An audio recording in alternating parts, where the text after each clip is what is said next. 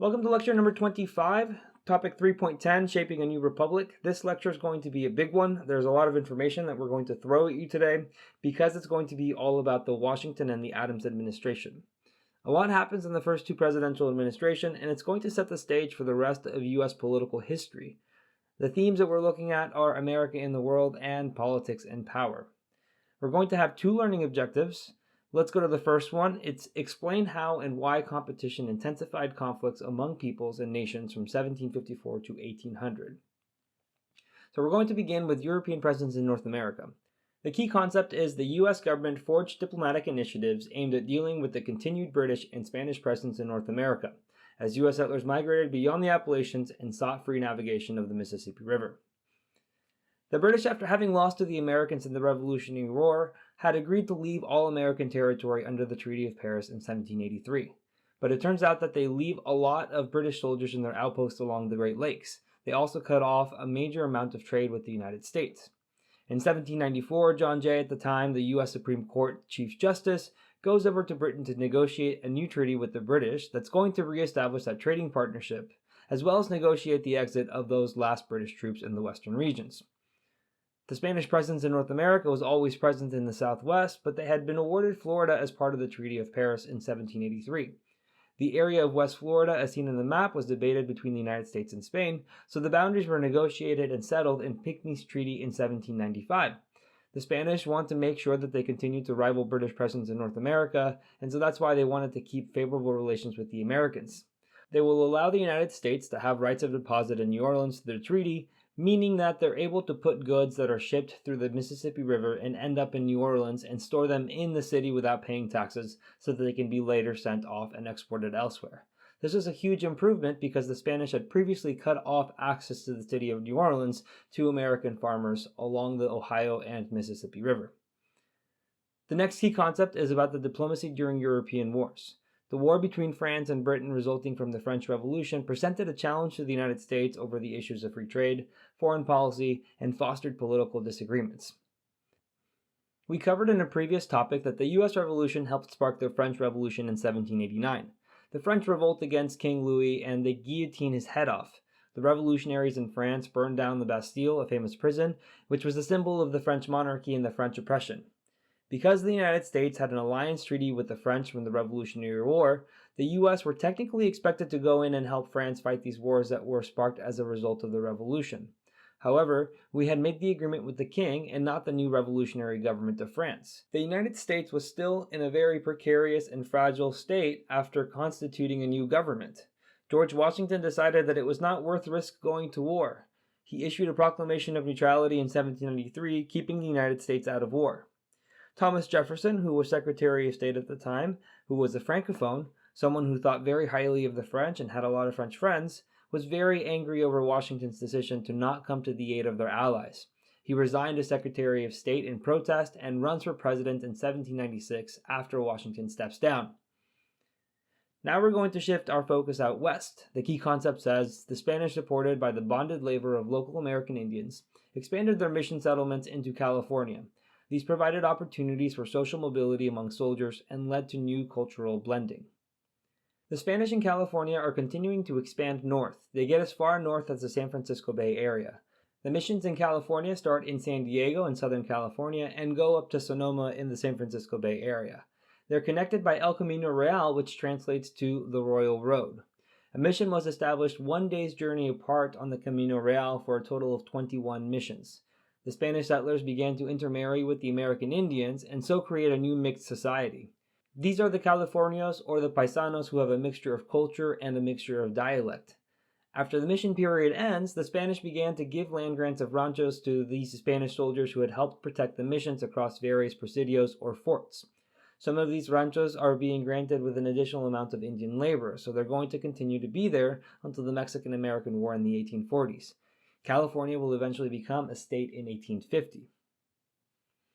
The next key concept states an ambiguous relationship between the federal government and the American Indian tribes contributed to the problems regarding treaties and American Indian legal claims relating to the seizures of their lands. White settlers encroaching on Indian land is not something new for this period. This is something that we've continued to see over and over again. American settlers are wanting to go west, especially now that they have taken that land back from the British. Continued encroachment sets off attacks from the Western Confederacy led by Little Turtle. The British were still supplying weapons to American Indians. Remember, they still have outposts in the Great Lakes region in order to destabilize the United States. The U.S. Army under Anthony Wayne defeated the Confederacy in 1794 at the Battle of Fallen Timbers. The Battle of Fallen Timbers was not a major battle, there weren't many casualties.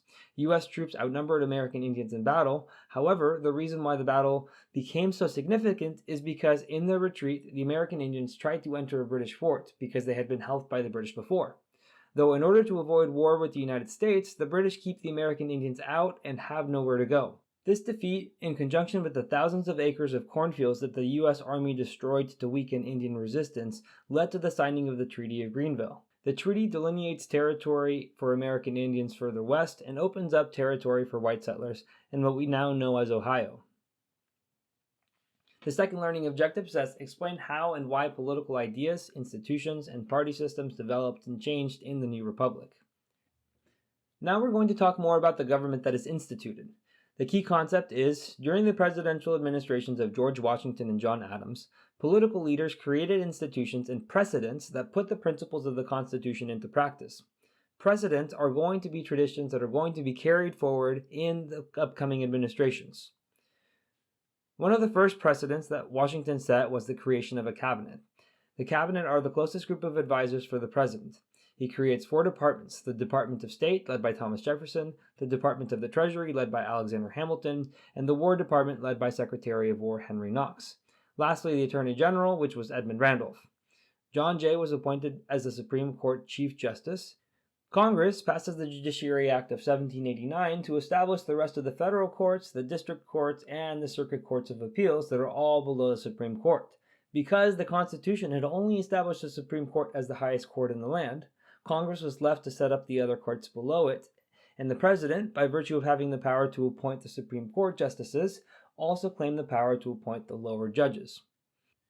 Another precedent that's set during the Washington administration is the stretching of the powers of the federal government with the necessary and proper clause in the Constitution.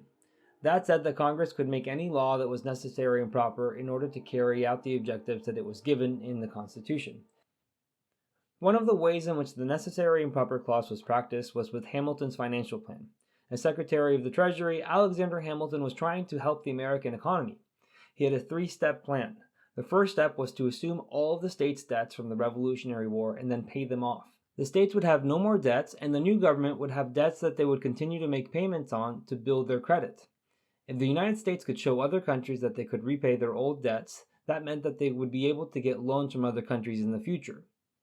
The second step of his plan was to impose tariffs on imports to protect domestic industries. The manufacturing industry was very important to Alexander Hamilton. He saw that as the future of the United States. He did not think that having a lot of plantations across the country was going to be the most financially successful future. He saw more money and more success for the United States if it turned to manufacturing as Britain had. And the best way to protect new manufacturing industries was to increase the price of competing goods from outside of the country. Finally, the last step of his plan was to create a national bank. This actually required an act of Congress to create. The Democratic-Republican Party that rose during this time period would battle Hamilton on the legality or the constitutionality of the bank. But because it was something that was stated as a function of government to oversee the economy and regulate trade, they justified the creation of a bank in order to do so. The bank gets approved after a little backroom dealing between Hamilton, Jefferson, and Madison. Another precedent is putting down an insurrection. The Whiskey Rebellion is a rebellion that starts as a result of these excise taxes that are put in place because of Hamilton's plan. In order to raise national revenue, tariffs are imposed, though not as high as Hamilton wanted. So in order to supplement that, he convinces Congress to pass a tax on whiskey. This affects Western farmers that farmed wheat and would turn their wheat into whiskey. Roads were so poor that it took a long time to get their crops to market, so if they turned it into whiskey, then they would be able to transport it a lot more easily, and it would also be less perishable. Though with the federal government increasing the price of whiskey through an excise tax, that made people angry and they rose up, took up weapons, and were ready to march. Washington raised a militia, met the people who were rebelling, and told them under no uncertain terms that these are taxes that had been passed by representatives in Congress that were democratically elected, so therefore this was nothing like British imperial policies. Therefore, a rebellion would not be tolerated and would be put down by force if necessary. That sets an additional precedent by maintaining a standing army and even creating a new branch of the armed forces. This is the period in which the Coast Guard was established. That was also the doing of Alexander Hamilton. The reasoning for the creation of the Coast Guard was to be better able to collect tariffs of goods that were coming in. They would inspect incoming ships so that no one could sneak by without having to pay the tariffs on the goods that they carried. Further actions of the first administration was the organization of Western lands. This had been done under the Articles of Confederation, but this is the first time that it's being done under the Constitution, so it sets a precedent for the new form of government. Congress passed the Public Land Act of 1796 and set the path for admitting new states. Vermont, Kentucky, and Tennessee all joined the Union in the 1790s. The process has been outlined in the Constitution, and the way that it was followed in the 1790s sets the precedent for the future states in the 1800s. Finally, the two-term tradition for the presidency that is set by Washington. There is nothing in the Constitution up until this point that limits someone from continuing to run for president again and again and again. But by 1796, George Washington says he had contributed as much as he could and could not add anything to this country by being president for a third term. His resignation hedges against the danger if someone continued to be in power for longer than 8 years. So when he steps down, his vice president, John Adams, runs for president alongside Thomas Jefferson, who was a previous member of Washington's cabinet. Because of the rules in 1796, the person in second place becomes vice president. So in Adams' presidency, Thomas Jefferson is his vice president. During the Adams administration, we have the XYZ affair in 1797. American diplomats traveled to Paris to meet with the new revolutionary government of France. France had asked for bribes from the American diplomats to meet with the foreign minister in Paris. This had been a common practice in Europe to pay a bribe to middlemen between the diplomats and the foreign ministers, but it greatly offended the American diplomats, so much so that they left France without ever meeting with the foreign minister. It continued to heighten tensions between the French and the Americans. It led to this naval war that was called the Quasi-War between 1798 to 1800, and it mostly took place at sea between ships around the West Indies. The XYZ affair caused national uproar against France, against the Democratic Republican Party, which was more in favor of the French alliance. So the Federalists used that anti-French, anti-Democratic Republican sentiments to take over Congress and pass the Alien and Sedition Acts in 1798. It criminalized the printing of any material that criticized elected officials. They were passed to limit the dissenting criticism from the Democratic Republicans on the Federalist administration. They backfire on Adams, and it was largely seen as an abuse of power by the Federalists, so they are reviewed and legislated away by 1800 when Thomas Jefferson becomes president. The abuse of power by the Alien and Sedition Acts pose some serious questions. States and Democratic Republicans begin to ask themselves what recourse they may have if the federal government ever passed a law that they didn't like or didn't agree with.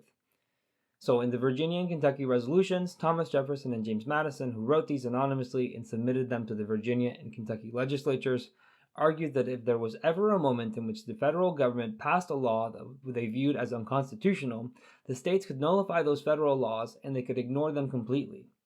This was very radical, especially coming from James Madison, who was a framer of the U.S. Constitution, that placed this power and importance on the central government.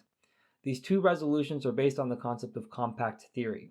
Compact theory means that all of the states, when they ratified the Constitution, came together in a pact, and whenever that pact becomes harmful to one of the states, then the states have the rights to nullify that law, or even worse yet, leave the pact.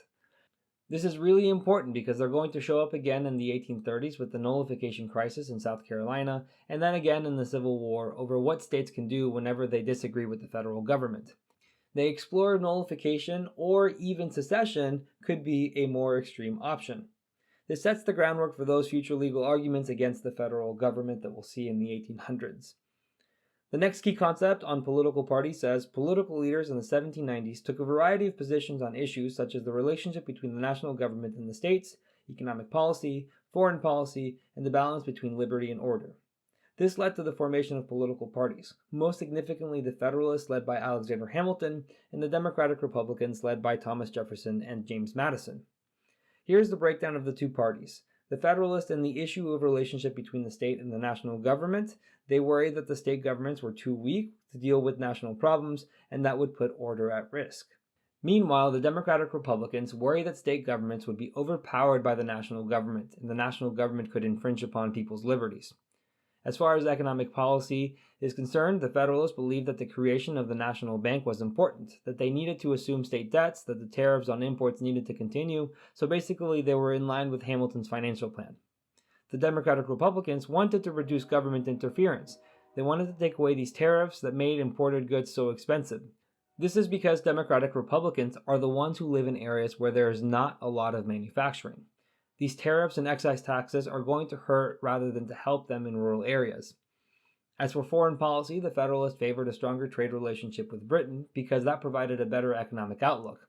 Meanwhile, the Democratic Republicans favored a stronger relationship with France because that had a better fit ideologically, being in alliance with another country that was a republic.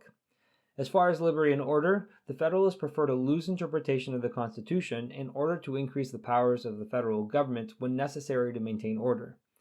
Meanwhile, the Democratic Republicans wanted a strict interpretation of the Constitution to protect liberties. They wanted to make sure that the Bill of Rights that they added in the first congressional session was not going to be infringed upon by someone's loose interpretation of the Constitution. George Washington did not have a party. He was never officially part of a party, and as we'll see later on, he actually advised against parties. But most of his actions would signify that he favored a Federalist outlook, that he wanted a stronger federal government. In 1796, we have the first election between these two parties in which they actually declared themselves members of parties. John Adams runs as a Federalist and Thomas Jefferson as a Democratic Republican. John Adams wins and Thomas Jefferson comes in second, and because of the rules, Thomas Jefferson becomes the vice president. Washington's last message to the nation is covered in the next key concept. George Washington's farewell address encouraged national unity as he cautioned against political factions and warned about the dangers of permanent foreign alliances. Here's where George Washington leaves his mark on national unity. He wanted to actually create a national university that would be free to attend in order to bring people from all over the United States together in one place so that they could get to know each other and have a stronger bond. As for political factions, he warned against political parties. He said that sectionalism that they created would hurt the country. This wasn't a stretch for him to predict because during his administration it was already straining members of his cabinet and their supporters, though the political factions will continue to sow animosity between both sides. In foreign alliances, he warned of permanent alliances. He said that temporary alliances might be useful from time to time, but permanent alliances needed to be avoided. Wars in which we were not directly involved should not become our responsibility to fight. He finishes off by saying, "With me, a predominant motive has been to endeavor to gain time to our country to settle and mature its yet recent institutions and to progress without interruption to that degree of strength and consistency which is necessary to give it, humanly speaking, the command of its own fortunes." Washington is saying that he recognizes that being a young republic comes with risk. They are still in a fragile period, and thus he chose the path that he perceived to be the most stable.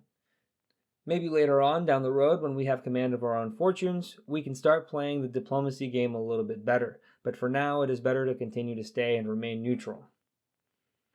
Alright, here is your recap to a very long lecture. Jay's Treaty and Pinckney's Treaty negotiated to deal with European presence in North America. The United States remains neutral in European wars caused by the French Revolution. The Spanish continued to expand in California. American Indians were unsuccessful in their attempts to stop encroachment. And the first 10 years under the Constitution were filled with precedents. The political parties begin to dominate government, that's the Federalists and the Democratic Republicans, and finally, Washington's farewell address calls for unity and defense in a fragile period. Thank you for watching. If you would like to watch the next lecture, you can click on the video link on the screen, and if you are looking for more practice to help you on the AP exam, you can visit APUSHslides.com.